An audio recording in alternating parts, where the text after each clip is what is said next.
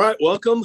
Good afternoon if you're watching this live or whatever time you might be watching this later on YouTube or through the association website. I want to welcome you to our May edition of our third Thursday training. And we are glad to have with us Dr. Matt Henslee. And rather than give a big intro, Matt, I'm going to let you kind of do a little quick bio. So tell us what you're doing now, what ministry areas you're serving in now, maybe some things that you've done that might be relevant in the past, and then just a little bit personal family stuff. Yeah. So since you gave the big illustrious Dr. Matt Henslee, it's a great day for me to point out that I'm not that kind of doctor t-shirt today. But what I'm doing is I'm sitting in my car because I just had dinner or lunch with one of our pastors here in the association, which leads us to what I'm doing now. I'm an associational mission strategist of the Collin Baptist Association, otherwise known as the Director of Missions, Executive Director, whatever we're called this week, it seems like. But that's my role, is kind of the way I look at that is sort of is really emphasizing that strategist role of course, I'm going to pastor and encourage pastors and be in their corner, that kind of deal, but really trying to get our pastors to cooperate together kind of in their own areas and in their own kind of locales. Collin County is massive, so we're sort of broken up into 4 or 5 regions, getting them to really work well together in a very local area. So DOM, AMS, Executive Director of Collin Baptist. I'm also the president of the Southern Baptist Conference Pastors Conference and Southern Baptist Convention Pastors Conference. And loving that. That basically means congratulations, go raise $500,000. It's not as fun as I thought it was going to be, but so I get to do that. Also am an adjunct professor at Southwestern Seminary and one of the preaching pastors at First Baptist Church in Farmersville. And then I have a train wreck of a podcast called Not Another Baptist Podcast. So I do a lot of things very mediocre. And so that's kind of what I aim to do. I'm an AMS pastor. No, I love to serve our convention in any way that I can. And so right now, God has me serving as an AMS and pastor of a local church, and then of course the podcast and the pastors conference, that kind of deal. And then as far as family, I've got a wife. Somehow, by the grace of God, we are celebrating like 17 years this Saturday. Awesome. And we're going to celebrate by me playing in a father-daughter softball game. And so I don't know when this is airing, but if it's after I die this Saturday, I just want to say I love my family. We've got 4 daughters that range in age from 15 down to 11. And so if you want to start a GoFundMe for weddings and so forth, that is appreciated too. So we've got 4 great kids, and we serve First Farmersville. And of course, my role sends me to other churches, but just happy to be on here and happy to visit with you today. Excellent. We sure appreciate your time. So prior to coming to Collin County, you served in a rural church in New Mexico. And I'll go ahead and plug this because I picked this up in Atlanta at a North American Mission Board replanting workshop, I guess. And I don't know if this will show up backwards when we replay it or if it'll flip it around frontwards, but it's Replanting Rural Churches, God's Plan and Call for the Middle of Nowhere by Matt Henslee and Kyle Bierman. So co-author of that book, make sure to pick it up. And the reason I bring that up is here in Harvest Baptist Association, we're headquartered in Decatur, but the majority of our churches are rural churches. Yeah. So I'm anticipating that the majority of people who are going to be watching this later are rural pastors. I'm in Nocona, Texas, so population 3,000. We're in a rural area. From your perspective, serving rural churches and even researching and studying and talking to rural pastors, a lot of times we have kind of an inferiority complex and, a case of the can'ts. Well, I can't do that because I don't have enough money and I don't have enough people and I don't have resources and opportunities. So taking that all into consideration, what are some unique opportunities that you have seen in a rural context that we could use to fulfill our mission as the body of Christ. So maybe one or two things that you've either done or seen other churches or pastors do that's real effective, that's unique to a rural setting. So the first thing I want to say is if you find yourself as a rural church pastor, you are most certainly not alone, even if you feel alone. That is the vast majority. I don't have the latest stats with me, or certainly not memorized, but the vast majority of Southern Baptist Convention churches are small, or what Mark Clifton, who did the foreword for that book you shared about, Mark Clifton will call them normative, because that's the normal Southern Baptist church. And not only are they all small in that 100 or less, they're usually in the absolute middle of nowhere. And so if you do feel somewhat isolated and alone, definitely lean into that association work, because you find out that, hey, we're not alone. We're all dealing with the same stuff, and some of the same people, just with a different name. The same situations tend to come up because there are some difficulties in pastoring a small church. Many of the guys that are going to be listening in are perhaps like me, where you wear almost every hat there is, including maybe janitor, janitor, custodian, mower, or groundskeeper, I guess. You certainly are going to preach, may even have to lead worship. And I was, blessed, not necessarily with this great ability to sing, but I had been a music minister, so I had some of those experiences before, so was able to lead worship, preach. But man, Sunday, dude, I'm wiped, because I've done everything from like 7 a.m. unlocking everything and making the coffee and doing all of that kind of stuff, and then leading worship, and then preaching, and then locking up and everything else. So there are some difficulties. You're wearing all of those many hats. But I think some of the value of being in those roles and in those contexts is, once you can crack into the family that a rural community is, you're really set for life. If you can crack into kind of the community that you're in, that those people will give the shirts off their back. And it's one of those where once you can kind of crack in and you're no longer that outsider, but kind of really a part of that community, you find out the needs of that community, how you can kind of be not just the pastor of Mayhill Baptist, but really the pastor of Mayhill, and where people are coming to you in, the local restaurant or the post office. Hey, my wife's been sick. Would you be willing to pray with us? And those end up leading to a gospel conversation or a visit, where I found myself at times that, yes, I was a pastor of Mayhill Baptist, and but not in this like platform sense, but I was very much kind of the town chaplain, and people were coming with spiritual needs that led to them getting saved and then coming to the church, that kind of deal. And so I think that's a neat side of it. The other side is, with rural ministry, generally, this is going to be very broad brush painting, but generally a rural town moves a little slower than an urban setting. And that frustrated me. Coming from the city center, I'm used to, like, here's something I want to do, let's go do it.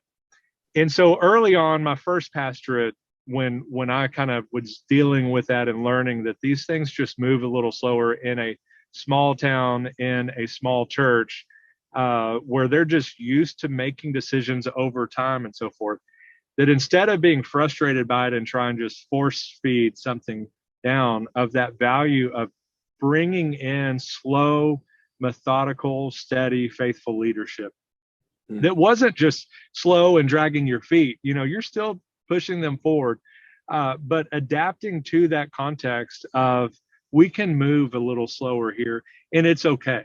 Maybe we're not going to grow from 30 to 5,000 in a town of 57. Like, that's okay.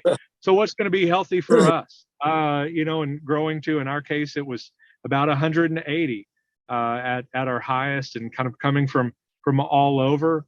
But that was 5 years. And so there are plenty of years that were moving maybe in the outreach.com fastest growth charts were at the very bottom, but it was still steady growth. And so those two things of the value of a small town that everybody knows everybody, that if you can crack into that circle, you're sort of made for life. That being one, the other being the value of that slow and steady methodical growth is set up for you, and you either going to work against it or work with it. If you'll work with it, it really can set you up for success in the church too.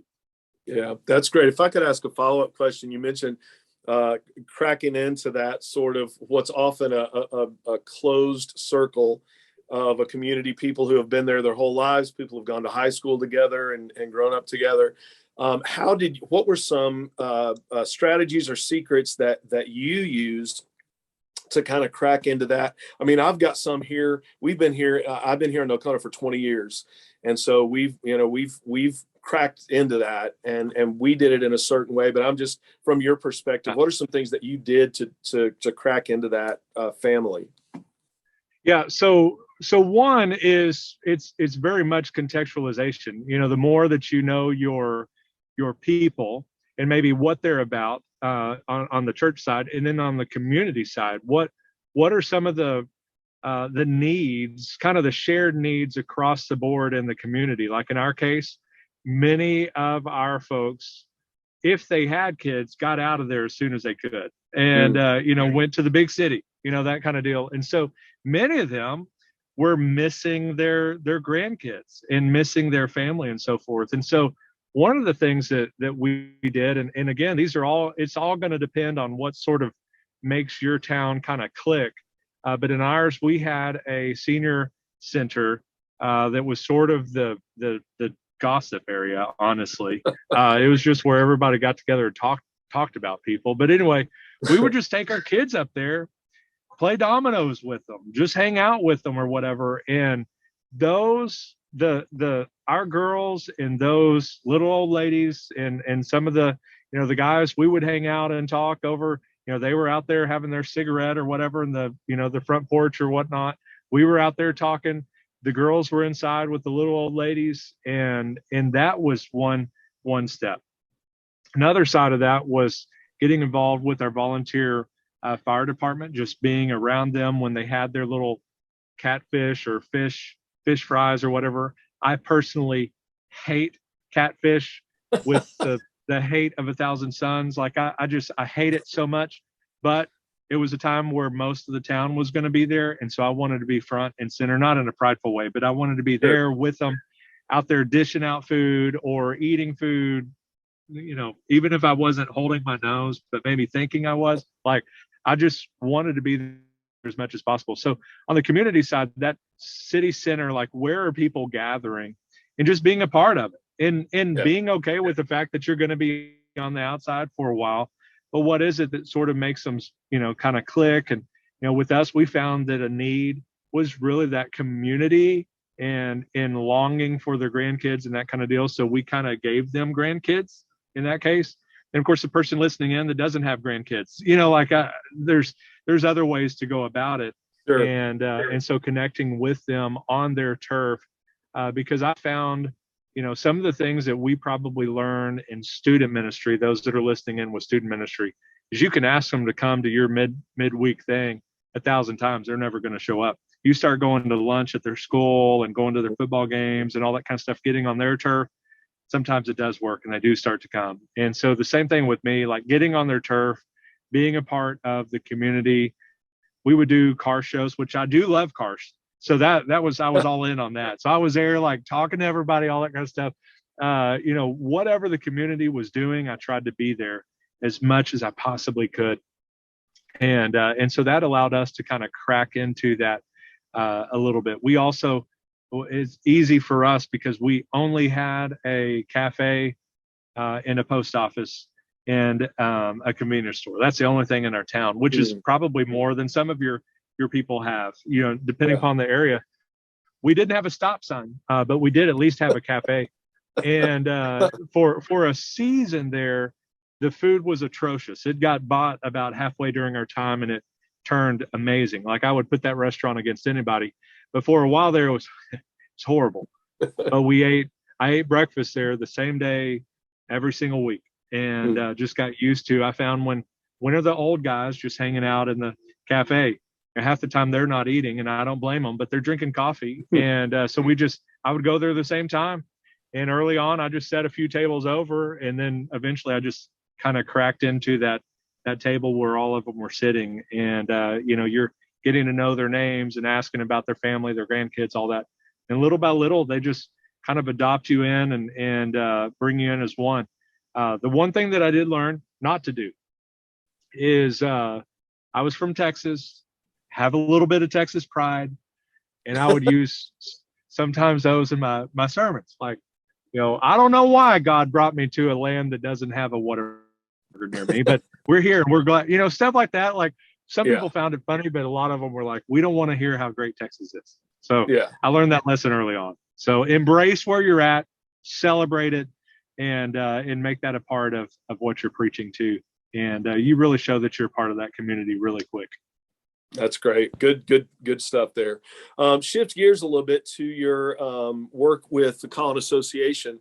So in your association work, one thing that we really emphasize here in the Harvest Baptist Association is trying to get churches to partner together to do cooperative work, because that's sort of one of our key elements of Southern Baptist work is cooperative ministry.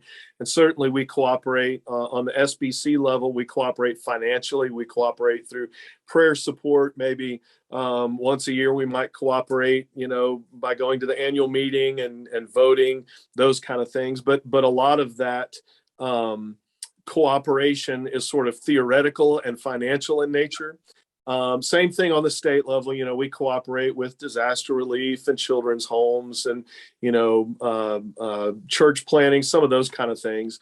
But on an associational level, there's a unique opportunity that we have to actually do physical, face-to-face, hands-on cooperation with one another. So are there any things that you've seen, any examples that you've seen in the Collin Association or other associations that you've seen or been involved with, where sister churches really have partnered together to do ministry for the sake of the kingdom rather than just, the capital K kingdom rather than just their individual church?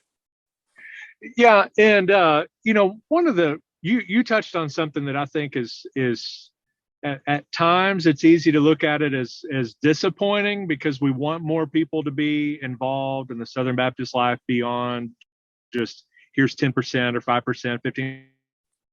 Like, we want them to be there at the annual meeting, them to be there at the state convention meetings, all that kind of stuff. But whether it's state or the national level, and what we'll see in Anaheim in just a few weeks, is out of 47,000 churches, there's not going to be 47,000 churches represented. Right. And then in Texas, I went to both the BGCT and the SBTC conventions because of, my role. I've got churches kind of in both.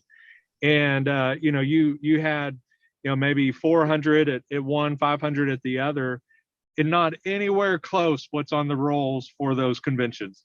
And then probably you and I, we're not going to throw either one of our associations under the bus right now. But we also know we have our annual meeting, and it's not always 100% attended. So, that's something that, like, early on, I could see how I could be disappointed. Like, man, we have 120 or so on our rolls here at CBA, and we do have a good, healthy involvement. But I'm like, I want to get everybody there. Like, that's kind of this heartbeat of mine.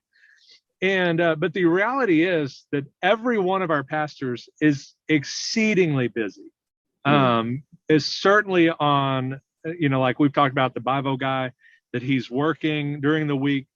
Then the free time that he has, he's writing a sermon, and he's longing for the day that one day maybe he can spend 10 to 20 hours on a sermon. He doesn't have that now, and then he still has to go and mow the grass, try and take his wife out on a date, deal with the sick kid, all the other stuff that's coming on.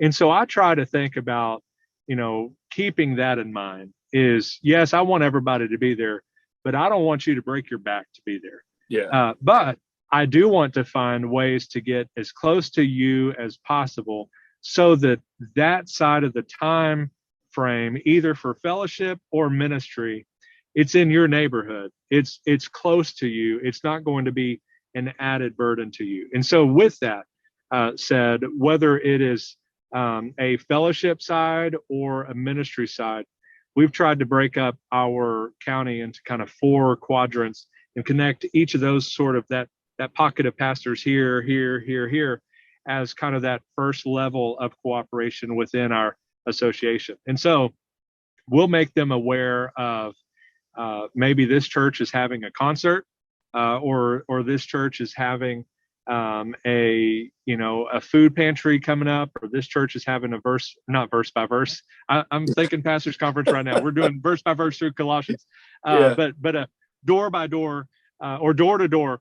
Gosh, I can't think today. Door to door evangelism of making other churches aware of that. Like, hey, if you can't go and be a part of this, we would ask all of you at 6 o'clock to pray, or when there is something that we can do, either a combined youth rally or a combined benevolence, food drive, or a combined canvassing of a neighborhood, where the opportunities really are very limitless. If you think of what does any church want to do to maybe reach their neighborhood?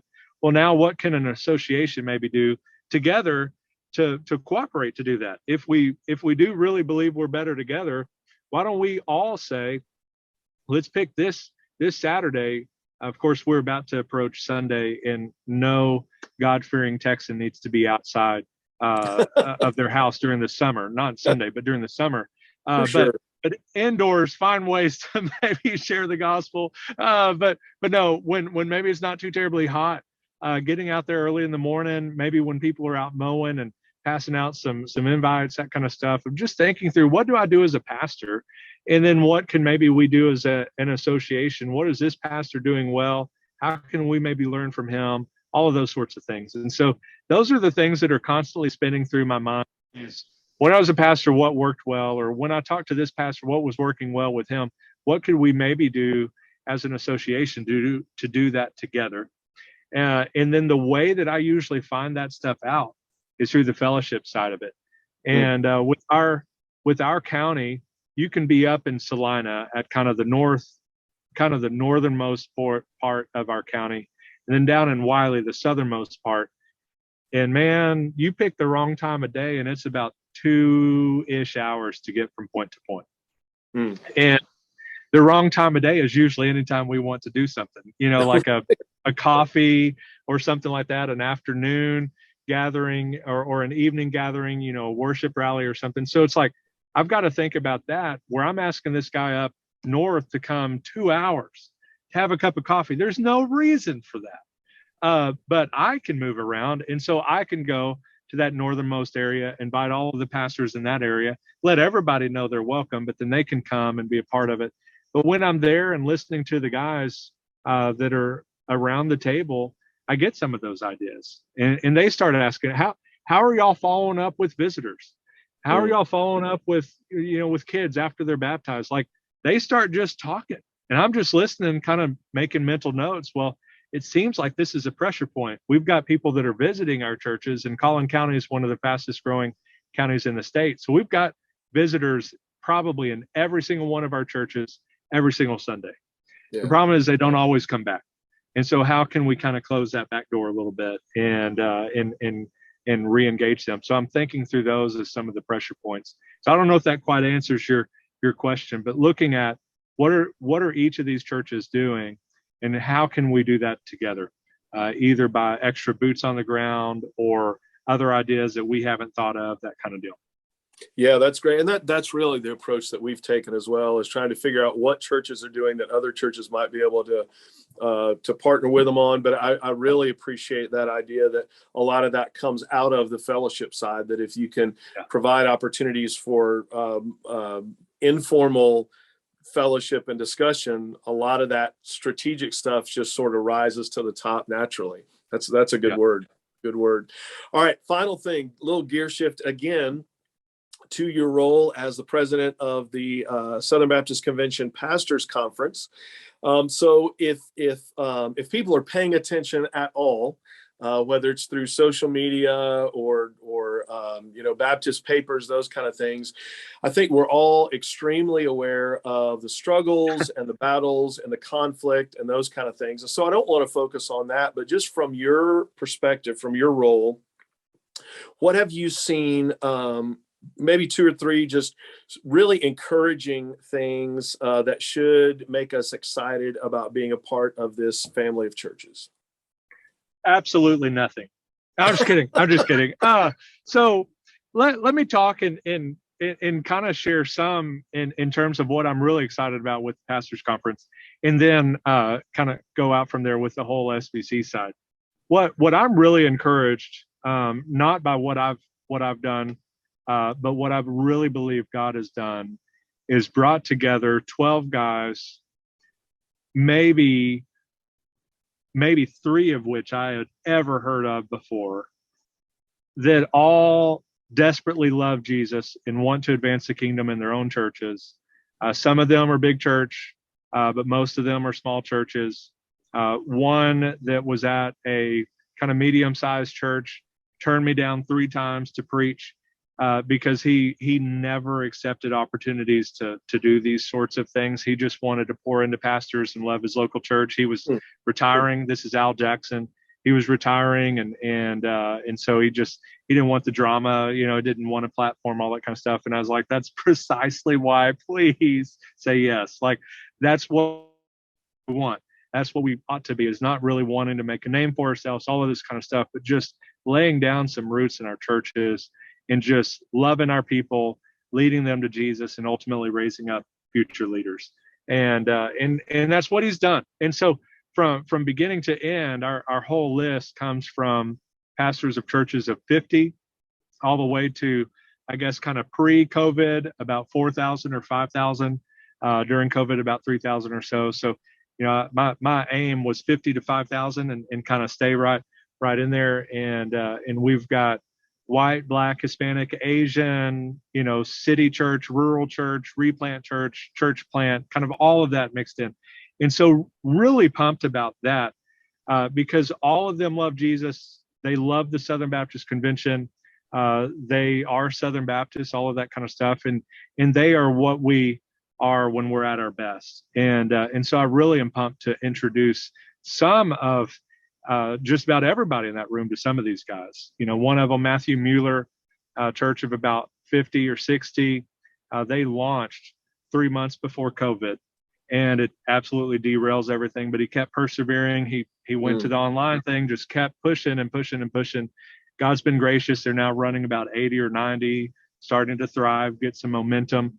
And he's a great, great godly man. So I'm pumped to get to kind of introduce to, maybe 6,000, 8,000 people. What I've gotten to listen to for the last year was sermon after sermon after sermon. Yeah. And it taught me something, and this will lead to my next point, that we, for all of our warts and faults and online skirmishes, all this kind of stuff, that I listened to somewhere around 400 or so preachers in selecting the 12 preachers that we had. And I mean, there were sermons that obviously I liked better than others. There were better preachers than others, but I did not hear a single unfaithful to the word of God sermon out of those 4. Now, obviously that's not 47,000, but these 400 seemingly random sermons that I got nominated to me and so forth, from big church, small church, tiny. I mean, some of them, it was like the iPhone being held up like this, and he's got his Bible preaching. Like, all of them, some more,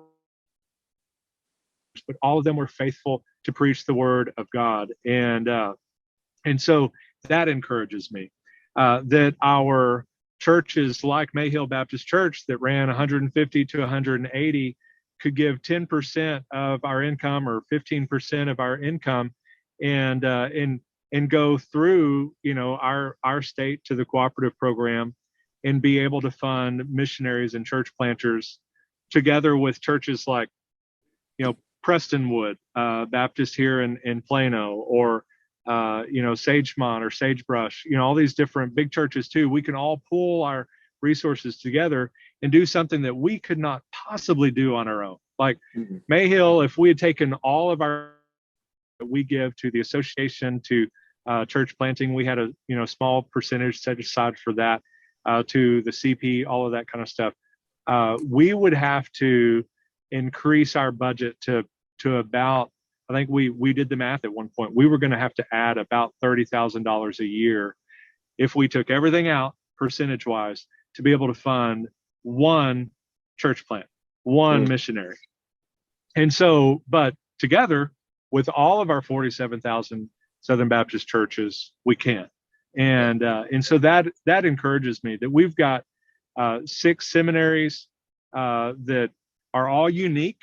And, we kind of can think of maybe one word that comes to mind with which each of them, but they all kind of have their unique flavor, but they're all led by godly presidents and seem to be growing and adapting and thriving in an environment where, education is it's tough right now. Certainly theological education is tough. And there's a lot of concern about how colleges are going to survive in the coming years. Certainly Christian colleges, but our seminaries are healthy, in vibrant places. And those that I've been able to be on campus, I see that personally, and it's great to see. The presidents are great. And I like that a lot of our seminaries really focus on having practitioner professors that are guys that aren't just in an ivory tower, just in a theology book all day long, studying, but they're also local church loving and often serving people. I know Southwestern, I can speak for them, and that most of their staff, in fact, are on staff or serving in some manner of a local church, and all of them, of course, members. But about everyone that I know from was on staff at a church in some manner. So I love that.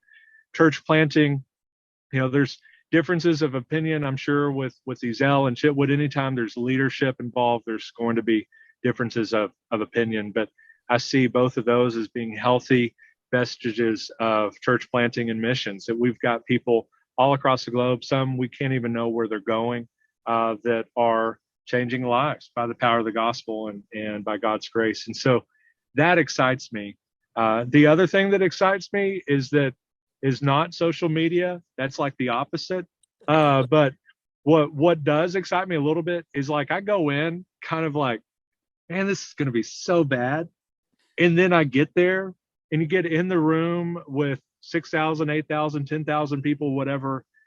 And there's disagreements, but Dave, your family has disagreements, right? There's times that you're around the table that somebody wants to go to this restaurant, you want to go to this restaurant, and your wife has no idea. It's like, so like, but we come to a consensus, and I see the same thing in the convention, that we're not all robots. It's going to be 47,000 churches, so each one is going to have differences of opinion.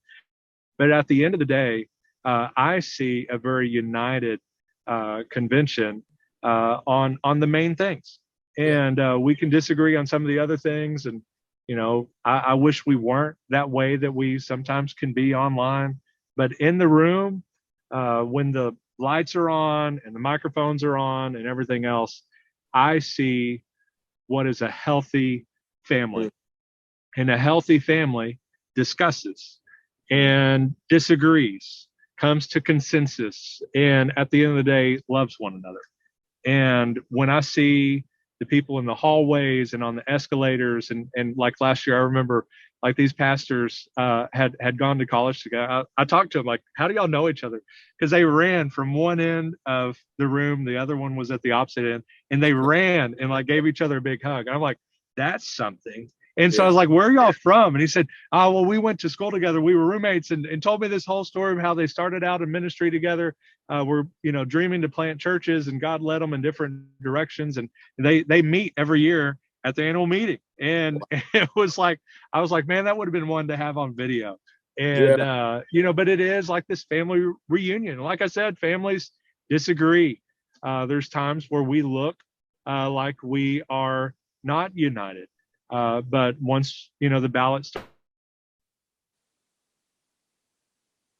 are more united than like social media would let us on. And that encourages me. And seeing pastors in there and IMB celebration, all that kind of stuff, I wouldn't miss that for the world. Fantastic. Yeah, that's exciting. Social media is not the real world. I have to remind myself of that frequently. And so face to face, which not to derail here, but I think that was another maybe unintended effect of COVID and moving everything online. You really do miss that face-to-face interaction where a lot of times those squabbles can be put aside and we can see people for who they are. All right. Well, man, I appreciate you being with us and sharing just your insight and experience and perception. There's not much. Not much, man.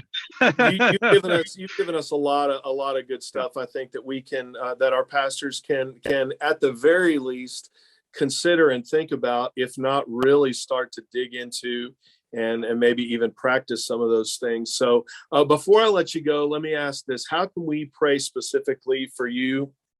And especially in this upcoming month, I know it's about to get insane for you. So how can we pray for you with the SBC stuff, but also just in your role as associational strategist?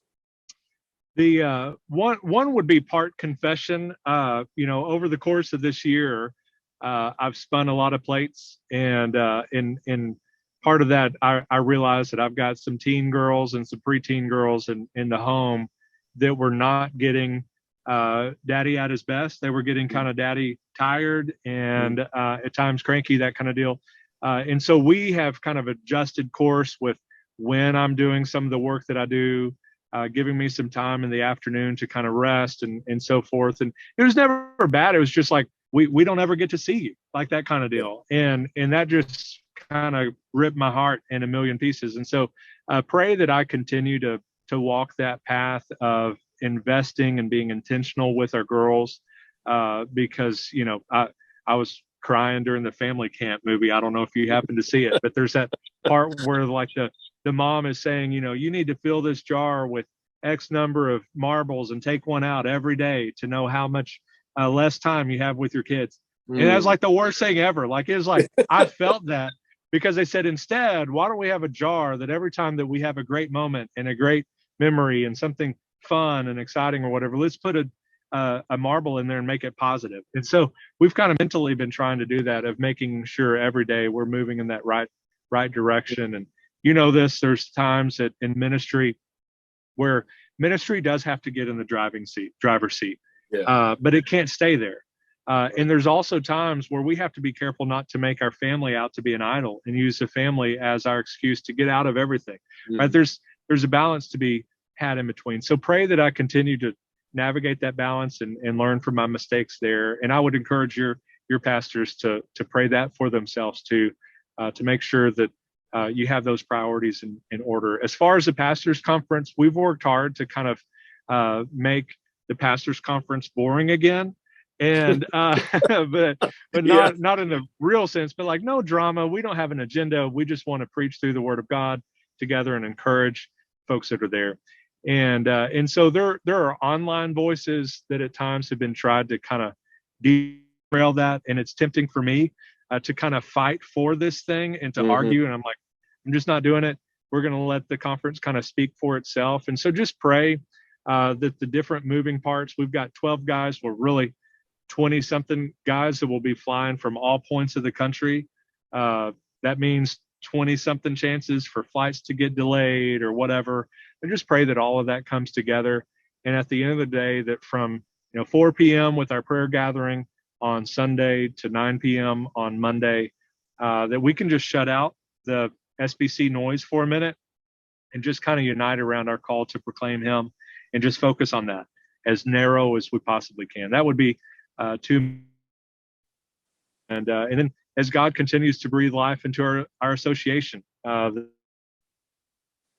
like family, like the pastors conference, like that, there's been times that certain things can be dropped. And so I want to make sure that I'm giving my all to the association and connecting our pastors together and in a weird season. Your guys are coming out of COVID too.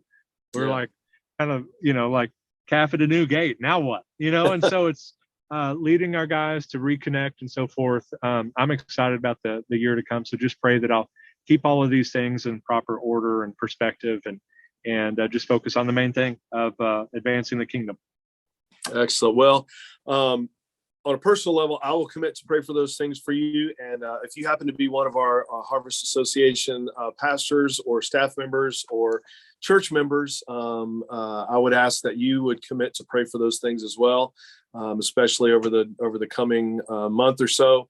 Pray for Matt, his family. Pray for Southern Baptist Convention, and certainly pray for his association work. Well, again, thanks so much, Matt. I appreciate you. Appreciate your podcast. I didn't mention that. I'm a faithful listener, so subscribe. I'm sorry. Sorry. It's enjoyable. It's one of those things I look forward to with great anticipation. So appreciate that. Appreciate the work you do there in Collin Association. Certainly appreciate the work that you've done with the SBC Pastors Conference, and hope that this has been encouraging for you guys that are watching. And we're going to go ahead and wrap up with that. So Matt, God bless. And all right, take care. Thank you. Hope the next month goes well for you. It will. Y'all take care. All right. God bless you, man.